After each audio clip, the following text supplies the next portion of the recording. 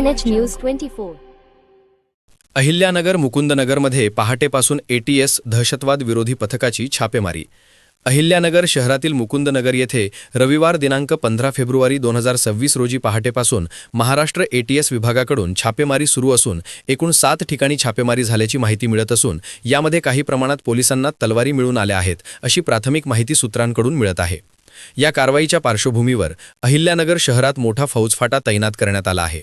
अचानक झालेल्या या छापेमारीमुळे नागरिकांमध्ये प्रचंड खळबळ उडाली होती व चर्चेला उधाण आले होते. या कारवाईसंदर्भात अत्यंत गुप्तता पाळण्यात आली असून काही आक्षेपार्ह कागदपत्रे, मोबाईल, इलेक्ट्रॉनिक गॅजेट्स, CCTV यांची तपासणी करून ते जप्त करण्याची कारवाई सुरू असल्याची माहिती विश्वसनीय सूत्रांकडून माहिती मिळत आहे. या कारवाईमध्ये कुणालाही अटक करण्यात आलेली नाहीये, पण संशयितांची सखोल माहिती घेऊन त्यांची चौकशी सुरू असल्याचे निदर्शनास येत आहे.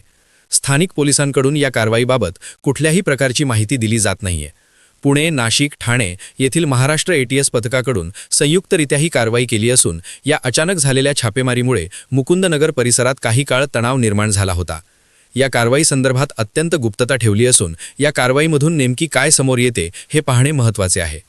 KNH न्यूज 24 साठी प्रवीण गायकवाड, अहिल्यानगर.